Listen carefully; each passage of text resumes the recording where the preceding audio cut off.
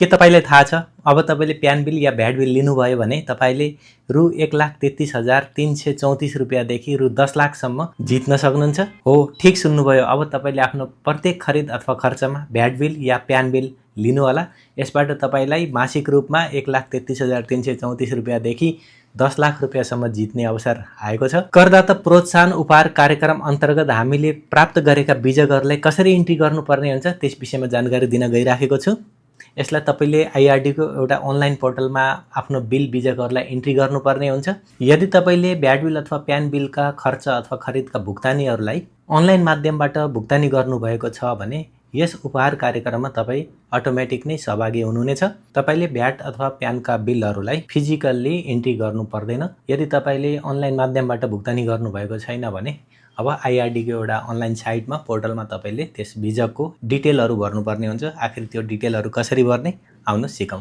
Video सुरु गर्नु पूर्व मैले तपाईलाई जानकारी गराउन चाहन्छु जति पनि कुराहरू मैले यहाँ इन्ट्री गर्न गइराखेको छु यो तपाईहरुलाई जानकारी दिने उद्देश्यले मात्र इन्ट्री गर्न गइराखेको छु। हामीले प्राप्त गरेका बिल प्यान बिल अथवा भ्याट बिललाई कसरी इन्ट्री गर्ने त त्यसको विवरण कसरी भर्ने आउनुस् बुझौं। हामी कुनै पनि कम्प्युटरको ब्राउजरमा जान्छौं। तपाईले यो मोबाइलबाट पनि यो प्रोसेस गर्न सक्नुहुन्छ। ब्राउजरमा गइसकेपछि हामीले यहाँनेर prize.ird.gov.np यसको लिंक मैले डिस्क्रिप्सनमा पनि राखिदिन्छु। त्यहाँ पनि तपाईले क्लिक गरेर हेर्न सक्नुहुन्छ। क्लिक गरिसकेपछि तपाईले यस प्रकारको डेस्कटप भ्यू देख्न सक्नुहुन्छ।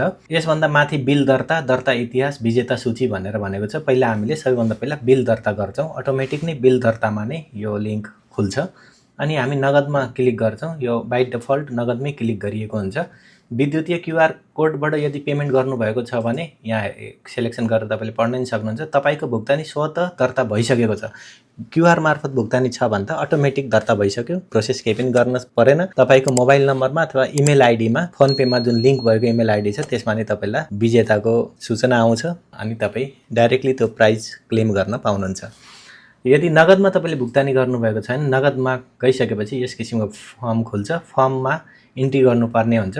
यसभन्दा माथि यहाँ तपाईले पढ्न सक्नुहुन्छ के कस्ता बिल बिजकहरू यो कार्यक्रममा सहभागी गर्न पाइँदैन त्यो पनि यहाँ जानकारी दिएको छ। म पढेर सुनाउँछु। व्यावसायिक प्रयोजनका लागि भएका खरिद बिजकहरू यदि तपाईले व्यावसायिक प्रयोजनको लागि खरिद गर्नुभएको छ भने त्यस्ता बिलहरूलाई यसमा समावेश गरिँदैन।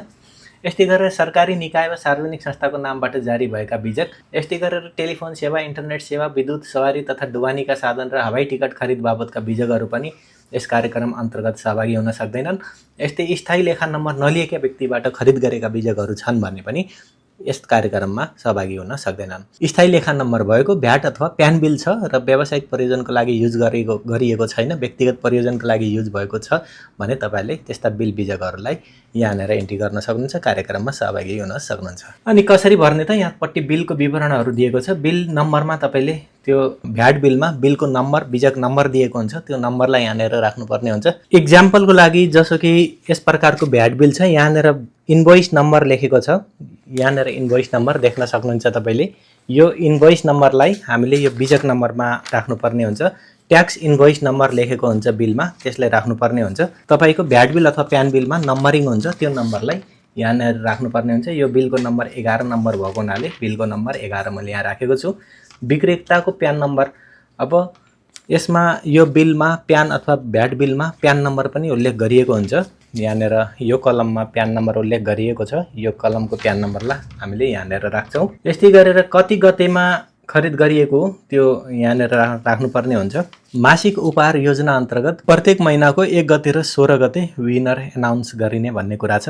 त्यसैले तपाईले यहाँनेर कति गतेको बिल हो त्यो गतेको बिललाई यहाँनेर राख्नुपर्ने हुन्छ। यो आजैको बिल हो भने आजैको मिति यहाँनेर भयो। बिलको कुल रकम कति हो त इन्क्लुडिङ भ्याट सहित बिलको कति रकम हो त्यो रकमलाई यहाँनेर राख्छौं हामीले। यदि प्यान बिल छ भने प्यान बिल अनुसारको कुल रकमलाई यहाँ राख्छौं। अब बिलको विवरण राखिसकेपछि अब हामीले भुक्तानीकर्ताको विवरण हाल्छौं। यानी कि मैले यो बिल लिएको छु भने अब मेरो विवरण मैले यहाँ भुक्तानीकर्ताको विवरणमा राख्छु। जस्तै मेरो नाम के हो त मैले त्यो आफ्नो नाम राख्छु। त्यस्तै गरेर मैले आफ्नो मोबाइल नम्बर राख्छु। यस्तै गरेर मैले आफ्नो ठेगाना राख्दिन्छु। तपाईले पनि आफ्नो नाम, नम्बर, ठेगानाहरु राख्नुपर्ने हुन्छ। नम्बर एक्ज्याक्ट नम्बर नै राख्नु होला किनकि एसएमएस पनि यही नम्बरमै आउँछ। यो फारम नगदमा भुक्तानी गरिएको बिलका लागि मात्रै हो भनेर पनि यहाँ फेरि जानकारी गराएको छ। अनलाइन भुक्तानी गर्नुभएको छ भने अटोमेटिक सिस्टममा दर्ता भइसकेको हुन्छ। तपाईले यो प्रोसेस केही पनि गर्नु पर्दैन। अब यति गरिसकेपछि तपाईले पुरस्कार कुपन सिर्जना गर्नुहोसमा क्लिक गर्नु होला। पुरस्कार कुपन सिर्जना गर्नुहोसमा क्लिक गरिसकेपछि एउटा कुपन कोड तपाईलाई नम्बर प्राप्त हुन्छ। त्यो नम्बर लिइसकेपछि तपाईले त्यसलाई सेभ गरेर पनि राख्न सक्नुहुन्छ।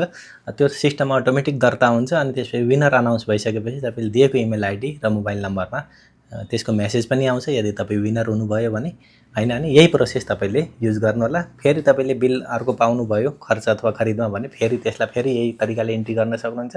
भाग्य भएमा तपाईलाई अवश्य पनि पुरस्कार पर्न पनि सक्छ।